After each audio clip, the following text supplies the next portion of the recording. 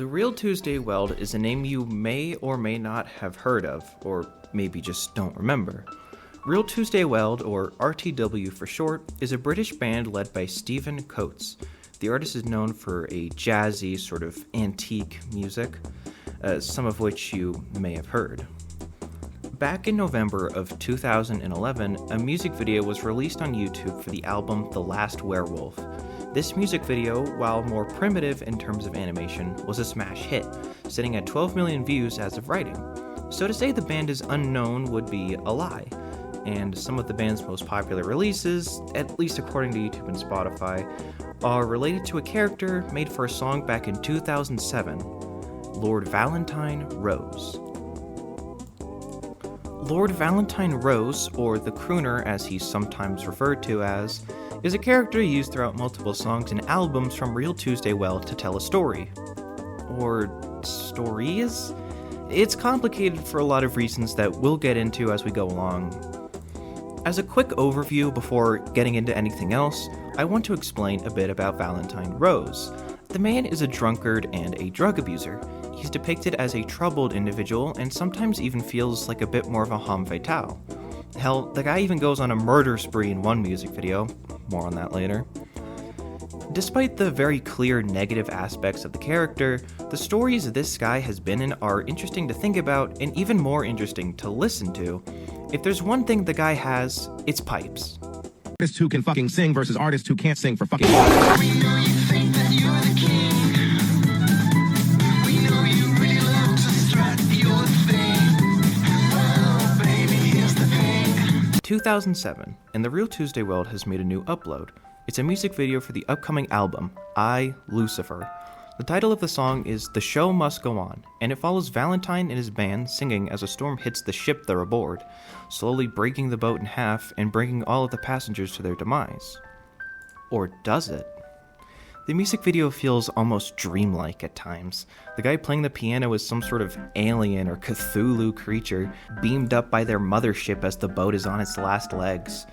One of the band members becomes a fish. Hell, Valentine sinks, rises into what looks like space, and stars and streaks of nebula surrounding as he falls further away from our view. Upon first viewing, I thought he had died, just sort of sinking into the abyss of the ocean. But looking closer, it just seems less like the sea and more like space. A video is an interesting introduction to the character. The lyrics of, well, maybe we won't be forgiven for all the things we've said and done, imply to me that Valentine has some sort of past or an event that left a stain on his record, and maybe he used to be upset about it. But as he says, the show must go on. Regrets and mistakes are part of being human, and we just have to accept that, because life doesn't stop when something happens. It keeps moving. He's definitely an oddball as well, smiling even when the ship rips in half. The music video definitely sets him up as a character worth investing into, bringing us to our next song. Kicks. The second most popular song of the series, sitting at a little under 2 million views. The song comes from the album The London Book of the Dead, and takes place in an alternate version of Clerkenwell, the place Stephen called home, fun fact. In this one, Valentine focuses more on the problems I listed earlier, booze and pills. In some ballroom, he lays unconscious, blood pooling out of his nose until time reverses. He sings about how he doesn't get his kicks out of who we can only assume is his fiancée, instead getting those kicks out of liquor, drugs, and hookers. All these things mean more to Val now than his own fiancée does. Obviously, she takes offense to this, slapping him across the face. Time reverses more, now in a bar, falling apart in some raging fire. Be it intentionally set ablaze or mere human error, our protagonist walks in unfazed, grabbing a shot glass.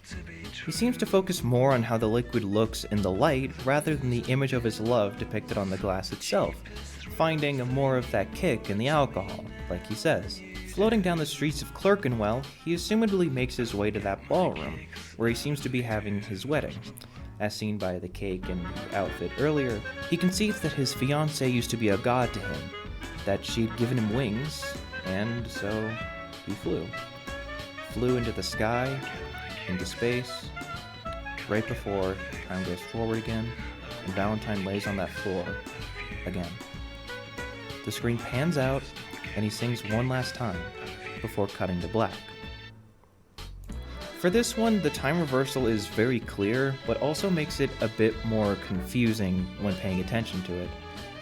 If I'm understanding correctly, the order of events is that Valentine likely paid a woman to have intercourse with, then go off to grab some booze from a burning building, likely being more symbolical, as in his world is burning around him, and then off to tell his fiancée in a drunken state that he does not feel anything towards her anymore, which goes about as well as you'd think when she has two burly guards with her. Whether or not Valentine is dead or merely unconscious at the end of this is hard to tell, as death is a very apparent theme in this series, as we'll come to see. At the same time, however, right before the song's end, he's walking on a balcony. So, is he alive? Dead? We'll come back to that. 2011. Real Tuesday Weld has released their latest album in June of that year, The Last Werewolf. And in that album is a song, Me and Mr. Wolf, the most popular and well-known song by this band. The song follows Mr. Wolf, a burly and large beast strapping a very familiar hat. No, there's...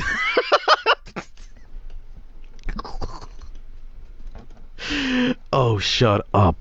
And Accompanying him is a woman referred to only as Red. August 12, 2036, death of the universe. Throughout the song, they showcase a weird relationship they have, which is largely in part to the fact that Red is a thrill seeker. Throughout the song, Mr. Wolf is made to be a romantic. He starts out as this threatening beast, a literal werewolf, but as the song continues, we see a more human side to him, literally and physically, and that literal form being none other than Valentine Rose himself. He loves this woman and seems to grow and change as a person throughout the song. Red, on the other hand, is interested at first, obviously aware of the danger even being around a werewolf could bring to someone as defenseless as she was. As the song continues, however, she seems less interested, almost dissociating or being in some other place mentally. She's not there for love, she's there for the thrill, the risk of it. A constant theme throughout the song is that they both believe they'll regret being with each other one day, and at least one of them does. Everywhere the two go, it's danger. Axes, spikes, knives, saw blades. The hell, turns out Red isn't so defenseless after all because she pulls a gun on Val. They express the needs inside them are too much, insinuating that while they both want something good out of this, their needs will ultimately come first. Likely, Mr. Wolf's needs are devouring, whereas Red's are more malicious. She wants a partner in crime, someone to help murder people. All Red really wants out of this is a thrill, seeing as she's so disinterested when Mr. Wolf tries to do anything romantic. Nearing the end of the song, Mr. Wolf goes on an absolute rampage, taking place in yet another ballroom or club of some sort. He just mauls and rips through all these people for seemingly no reason. The only person he doesn't kill? Red. Maybe Wolf did this in a fit of rage, or maybe Red had him do it to prove that he loved her. She doesn't seem bothered by all the murder, frankly. She even dances with the dude after all of that. Like, what are you doing? The song ends with a couple interesting things to point out. Mr. Wolf seems to die and gets sent to hell, which makes sense. He's a murderer and likely abused substances in this story as well, since we see drinks and pills everywhere. He also drinks a shit ton 2 seconds later, but I mean, come on. Secondly, Red and Wolf are running, their silhouettes telling a story parallel to what we just saw. Red having the shadow of a scary beast, and Wolf having that of a harmless rabbit. This implies that the true threat was Red, which, considering her motives, makes sense. But this also means what? That the guy who killed an entire building's worth of people is innocent? He could have been manipulated into it, or maybe blackmailed, seeing as Red knew what his human form was, but who's to say, really? This is one of the more interpretive music videos to me, as there's a lot to digest, and even when it's all said and done, getting something cohesive out of it is tricky. What I believe is going on, though, is that Red went out looking for Mr. Wolf for a thrill, pretending to act surprised when she finds him in the middle of the forest at night. Meanwhile, Mr. Wolf originally was going to eat her, but soon fell head over heels, wanting a relationship more than a meal. It's made clear that this is an exchange. Mr. Wolf helps Red murder people, and in return, Red goes on romantic dates with Mr. Wolf. Ultimately, all of the killing catches up to Mr. Wolf, and after his big rampage, the tables turn in a cruel twist of fate. After slaughtering all of those people, Mr. Wolf likely got turned down once again, and so he ran to the Clerkenwell Arms to drown his sorrows, presumably dying of alcohol poisoning in the process, seeing as he has no injuries when he lays unconscious on the ground. An interesting piece to point out before moving on is that when Valentine falls into hell, he splits into 5 different skeletons, something we'll circle back on later. The latest installment in the Crooner series is a single titled Don't Get High No More, the music video for it being released in the middle of 2020, a whole 9 years after the last song came out. Something to note before going in this time is that Valentine isn't alone. The song features the talent of the Papini sisters, someone Real Tuesday Weld has partnered with countless times in the past, and a group who is incredibly talented. The song starts with a shot of space, before focusing on Valentine floating inside the glass of one of the sisters. Something you'll notice throughout the music video is that the shots, locations, and characters, excluding the Papini sisters, are very familiar. This song takes place on yet another boat, or maybe the same boat as the first song? The band is here, same guy from the first, same curtain and microphone that Valentine sings with. References to all past songs are present here, be it the backgrounds or in entire scenes. The Clerkenwell from the Me and Mr. Wolf song is present in some areas, and in another scene, the eyeball and werewolf are present. Valentine gets another bloody nose, and another fire gets spread. Valentine keeps feeling ill through the song as well, leaning out of a studio room or literally falling from the heavens as he holds his stomach with unease until falling into the rings of hell. Throughout the song, Valentine tells us how the drugs and alcohol he's been abusing all this time no longer give him that same kick. It's starting to all lose meaning to him, and it's affecting his whole perception. He's constantly sick, he's losing his wit and his charm. Looking at the lyrics only further proves that he's losing his edge in some way. He tells us he used to be the queen of the streets, but that lifestyle got him beat. Now he's been thinking, conceding, and he's had more than enough. Ever since someone entered his life, he can't seem to fly anymore, and nothing does the trick anymore. The last scenes of the song have Val on different sets, insinuating he's an actor if you couldn't sniff that out by now in the video. And the last scene is him kicking down the door before it all cuts to black. So what do we make of this? It's another hard to understand one, at least when trying to see what story it's telling. To me, it seems that Valentine is famous here. He's an actor and possibly an esteemed one at that. But something's wrong. Maybe someone came into his life or came back into it. Either way, his alcohol and drugs aren't doing the trick to forget about who or what this time. It's affecting his entire body and, by proxy, his world. He feels everything is burning down around him, because it is.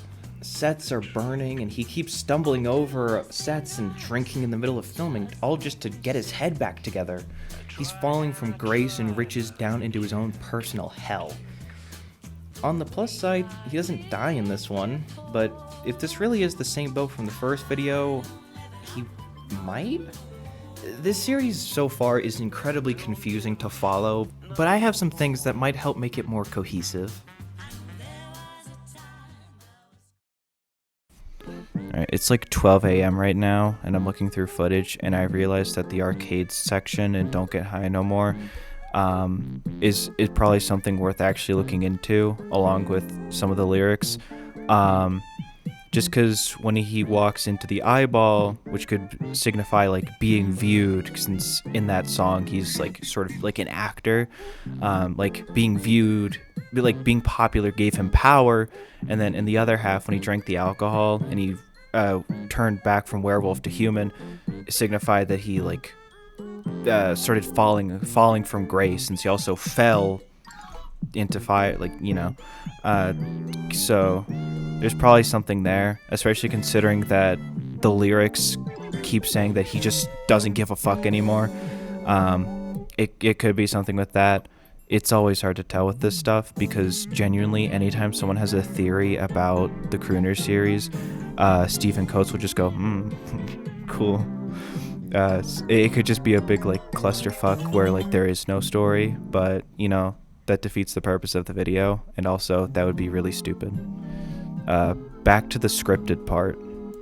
Themes and imagery present in most, if not all, the songs are weird little alien creatures alongside themes of death, usually in conjunction with mentions or imagery of a heaven and hell, but usually the latter of the two. Something I mentioned earlier is that in Me and Mr. Wolf, as he falls into hell, he splits into 5 skeletons. Not 1, but 5. This always confused me, but after looking into the page on Real Tuesday Weld's website explaining some of Valentine's story, a lot of things started to make more sense.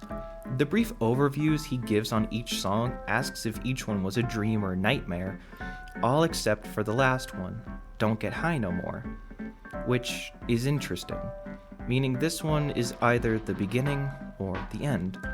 Considering he's on a ship, I believe that maybe this is the same boat from the first song. I mean, it has a lot of the same elements from Show Must Go On, so who's to say? I'm getting ahead of myself here, but what I'm trying to say is, I believe in a lot of the songs, Valentine has already died.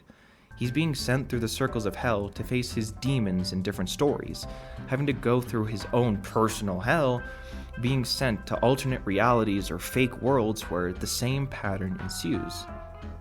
Something I've noticed throughout the stories is they follow an order. It's loose, but it's noticeable. Substance abuse, some form of bond with another character or entity, and then falling flat on its face in the end. Val drinks and hooks up with prostitutes and kicks, and gets knocked out for it. Mr. Wolf kills and maims, goes on dates with Red, and ultimately drinks his sorrows away, likely dying from it. Val is a star, nothing can stop him, but his old habits do. No drugs or alcohol can keep him happy anymore after something happened, turning everything upside down. While it's not precisely the same, there's a loose pattern to it. Things are going good, Val is smiling and happy, but by the end of the song, his actions have caught up to him again. While I did ponder if he was in limbo, considering he's looping in a sense, and time is feeling very unstructured in some of the songs, we see so much imagery of hell that he has to already be there, or maybe he's already damned to that punishment. On the topic of punishment, his sins seem to be reliving those that he's committed in different stories. That's why we see an alternate version of Clerkenwell in Kicks, and that's why he's a werewolf in Me and Mr. Wolf. It's why he's on that boat twice. Val is facing godly repercussions for his wrongdoings when he was alive, but based on how he acted at the end of Don't Get High No More, I think he's sick of his punishment. The description on Steven's website asks if this song is the beginning or the end, and I think it's both. It's the end of Valentine's cycle of punishment. He's done with it all. It's the beginning of his fight back against his punishment. It's the only one where we don't see him die, and maybe, just maybe, it won't be the last. The locusts at the end of the song are symbolizing his intentions. While locusts symbolize divine judgment and destruction, they also can symbolize an unstoppable army and demonic forces. But maybe that's not the path Val is going down. Locusts also can symbolize repentance and redemption. So maybe that's why he's not getting his kicks out of liquor and floozies anymore. Something in him's changed, and he's on the path to saving his soul. I like to imagine it's the latter, but I wouldn't be surprised if it was that first one either. So, what is the takeaway from this? Well, all I'm certain of is that Val's in hell, and he wants out.